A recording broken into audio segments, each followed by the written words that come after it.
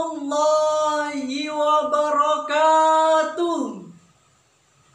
Alhamdulillahi rabbil alamin. Wabihi nasta'in ala umuri dunya waddin. Wassalatu wassalamu ala ashrafil anbiya'i wal mursalin Sayyidina wa maulana Muhammadin. Amma ba'd. As-salatu ala nabi wassalamu ala rasul Asy-Syafi'il Abtahi wa Muhammad Arabi. Asy-Syafi'il Abtahi wa Muhammad Arabi. Indonesia terletak di antara lempeng Eurasia dan Australia, di antara dua samudra dan dua benua, terletak pada lintang rendah dengan iklim tropika. Hal inilah yang membuat Indonesia dikenal dengan negeri seribu bencana. Bahkan sejak tahun 2005, UNESCO telah menempatkan Indonesia pada urutan ke-7 dunia dengan negara paling rawan bencana. Indonesia sering digoncang gempa, dilanda banjir, dan letusan gunung berapi. Kini Ibu Pertiwi menangis, putra-putri negeri bersedih hati. Duka dan nestapa datang silih berganti. Keadaan ini diperparah lagi dengan munculnya sederet musibah alam yang bertubi-tubi, longsor dan banjir yang menjumlah di sejumlah wilayah NKRI. Untuk itu, membangun masyarakat sadar bencana demi masa depan Indonesia adalah judul Syarhil Quran yang akan kami sampaikan pada kesempatan kali ini. Sebagai rujukan firman Allah dalam Al-Quran Surah Ar-Rum ayat 41 sebagai berikut. A'udzu billahi minasy syaithanir rajim.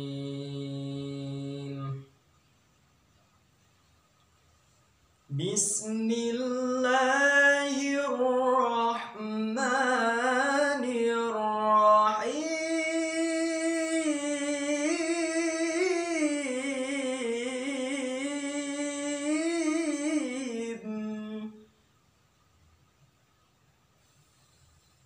Zaharal fasadu fil barri wal bahri bima kasabat aydin nas.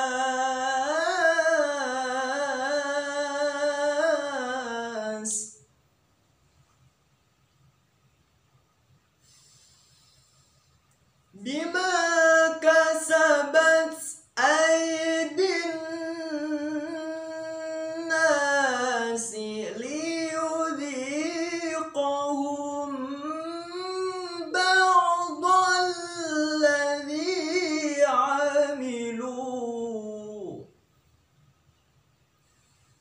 ba'dalladhi amilu la'allahum yarji'un.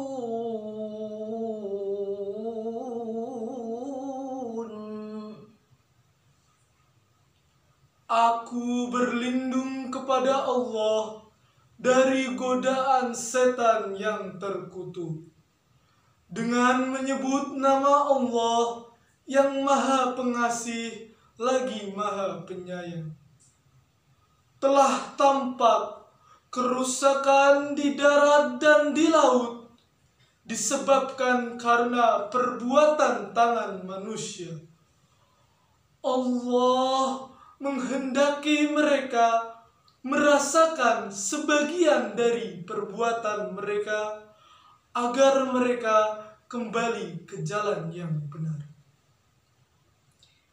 Dewan Hakim yang kami muliakan, serta para pemirsa yang kami banggakan. Menurut kajian ilmul balaghah, firman Allah tadi termasuk kalam khobari tentang kerusakan bumi yang mengisyaratkan pada kalimat doharul fasad telah tampak kerusakan.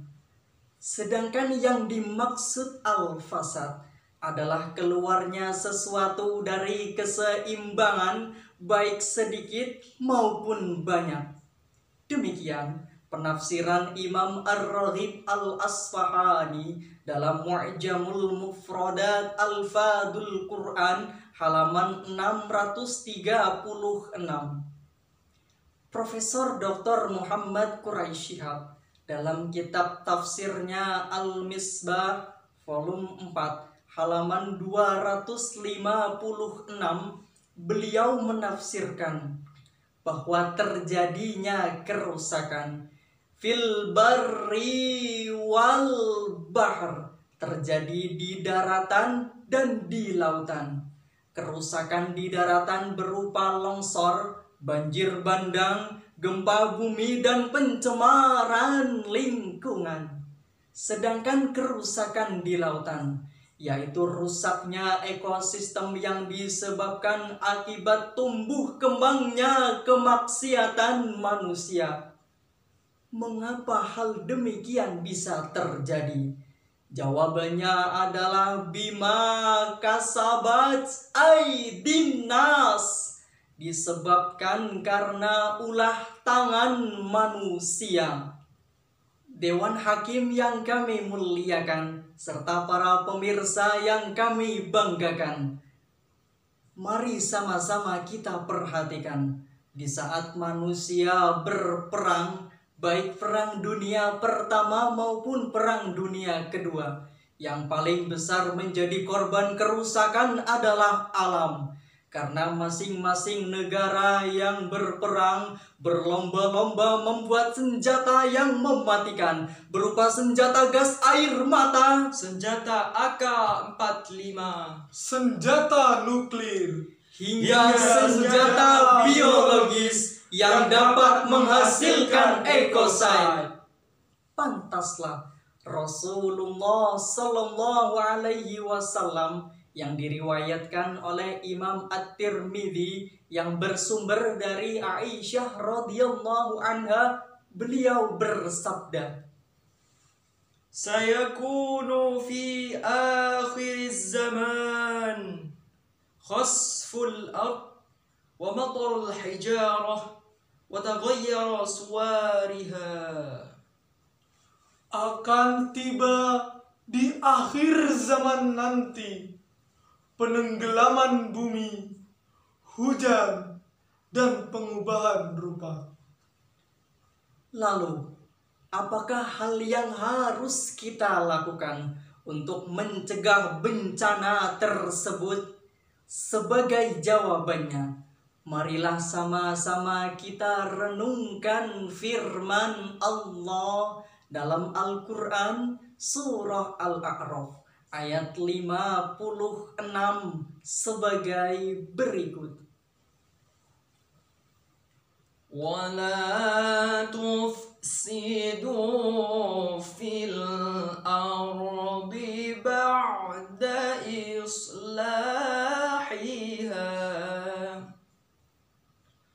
وَادْعُوهُ خَوْفًا وَطَمَعًا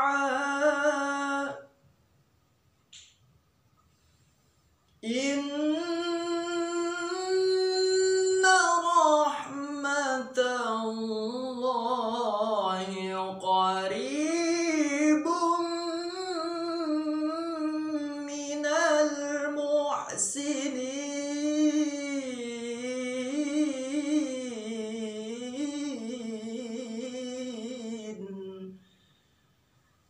إِنَّ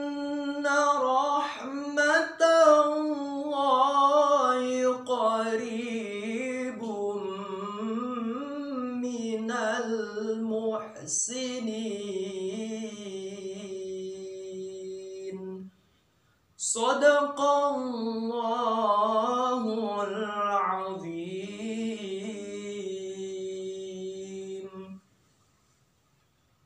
Dan janganlah kamu berbuat kerusakan di bumi setelah diciptakan dengan baik. Berdoalah kepadanya dengan rasa takut dan penuh harap. Sesungguhnya rahmat Allah sangat dekat kepada orang yang berbuat kebaikan. Maha benar Allah dengan segala firman-Nya. Dewan Hakim yang kami muliakan, serta para pemirsa yang kami banggakan. Lantunan ayat tersebut merupakan landasan etis teologis dalam pencegahan bencana. Setidaknya ada dua hal yang harus kita lakukan untuk mencegah bencana. Pertama, untuk seluruh rakyat Indonesia agar tidak merusak alam. Yang kedua, senantiasa bermohon kehadirat Allah Subhanahu wa Ta'ala, sebagaimana yang dijelaskan dalam firman Allah tadi, wad'uhu khaufan wa tama'a, ay khaufan min adabi wa tama'an fi rahmati. Senantiasa berdoa kepada Allah akan takut siksanya, dan bermohon kepada Allah akan mendapatkan rahmatnya. Dengan demikian syarahan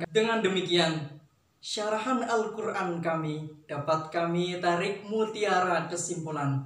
Untuk mencegah bencana, ada 3 hal yang harus kita lakukan. Pertama, untuk seluruh rakyat Indonesia agar timbul kesadaran merawat dari kerusakan alam. Kedua, kepada seluruh pengelola industri agar lebih berhati-hati, teliti, dan lebih peduli kepada lingkungan hidup. Dan yang ketiga, kepada aparatur pemerintah, para penegak hukum, tolong tindak tegas bahkan tumpas sampai ke akar-akarnya para perusak alam.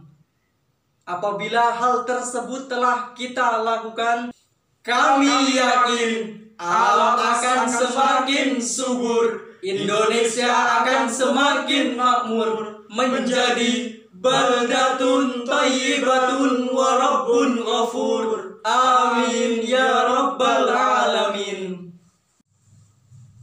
Dewan Hakim yang kami muliakan, serta para pemirsa yang kami banggakan, sebelum kami tutup syarahan Al-Quran kali ini, izinkanlah kami membawakan syarahan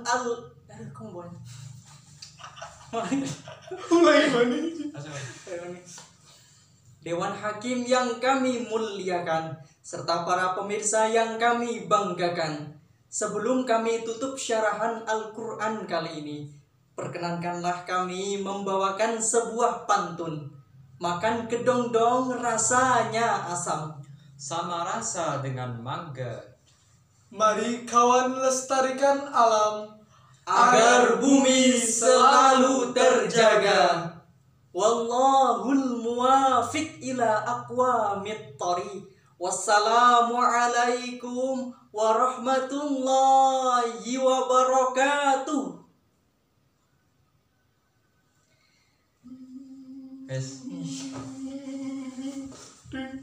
Esok.